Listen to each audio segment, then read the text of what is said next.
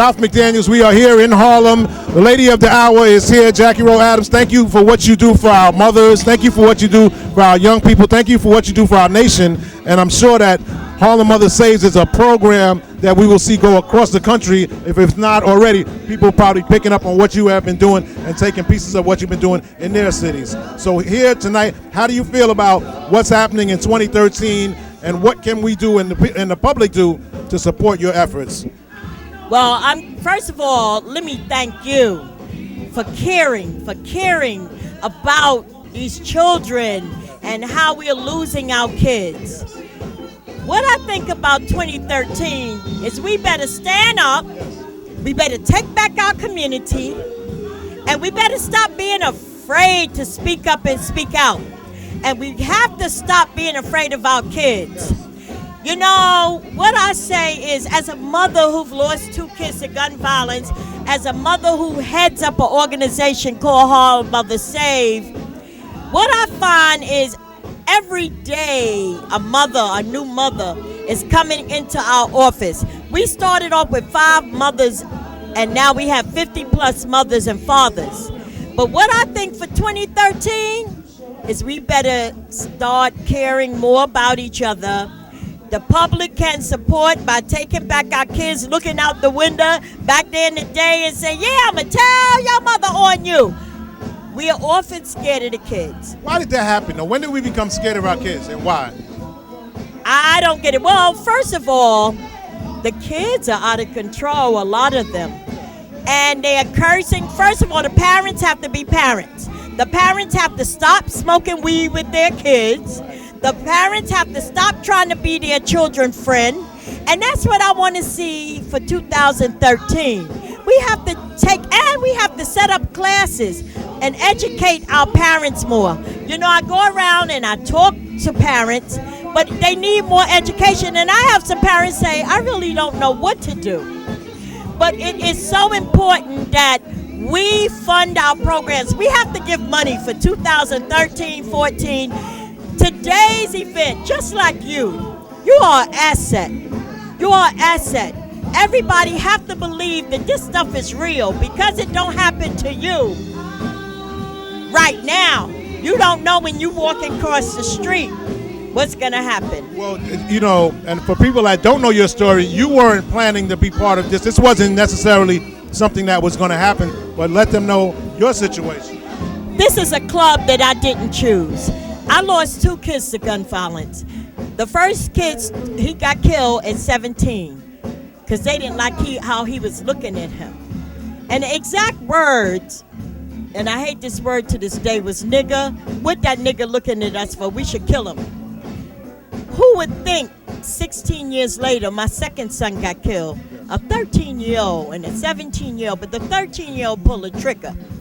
I can't bring my 2 boys back, so I decided to either like kids or hate them. I decided to like them and work with them.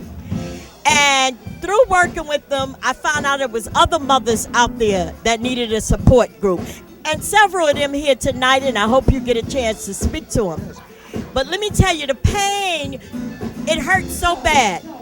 But if we lay down and give up, it won't make we can't make a difference. And I just want to say, look at Newtown. I have to use this. How everybody stepped up. They can't even deal with their pain because they so supported and surrounded. And look at the money that's poured into their community, which was already in there. This is what we need here. We have a Newtown every day, every hour, every second. And our pain go out for them because I was with them. But it goes to show you that it can be done. So what are we waiting for? They need to take a page out of your book. No, we have to get out here. I mean, I'm with the young people every day, and when I hear a story of a young person I worked with, and then somebody tells me, oh, he got killed or something happened, and I'm like, what? He was a good kid. He's a young kid. I read a story about the kid in Harlem, in Brooklyn, that, they said he was a gangbanger, but when I looked at him, I saw a young kid. I didn't see a gangbanger, and I see a kid, and I'm like, just took that wrong path. Something happened. And I care about the victims as well as they're all victims. let me say this, and sometimes people don't like what I say, but I say it because I experienced it, and I'm out here and I know it. The parents cries, oh, my child is gone, my child. But you have to really know who your child is hanging with. You have to check your room, check your house.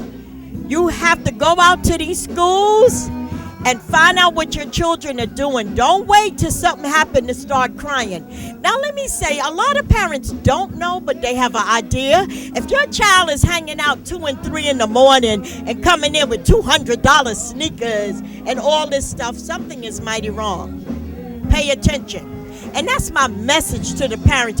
Don't say, no, my child is a good child. All our children are good children, we think, while they're around us. But when they step out that door, so it's the key thing is always know who your child, try to get an idea where your child is going, who your child is hanging with. That is important. Who is their family? Because when we lose one, we grieve in pain, but the person that did the killing, the child that did the killing, what about his family? I feel for their families because sometimes they're so innocent and they really don't know. But these kids are not dealing with that. But we have to continue to keep the message out there. And tonight is just another great example of the messaging and of letting people know this is real, someone cares, and we're going to keep the fight out there. And that's how we're going to do this. One step at a time and save one child at a time. Well, we appreciate everything that you do. Thank you for being here. I know I'm taking you away from socializing with so many people that came out to support you this evening for the fundraiser here in Harlem. Thank you for everybody that's supportive of this event. The Harlem Mothers Save. Yes. Please, I'll be remiss if I didn't thank Curtis and Paul for the tireless work that they have done. They have made me so proud to be a part of this gala. They welcome our organization, and thank you. And thank the funders, everybody that contributed and donated. But it's still happening. Rap is back. Rap is back. That's right. Thank you. Thank you, Jackie.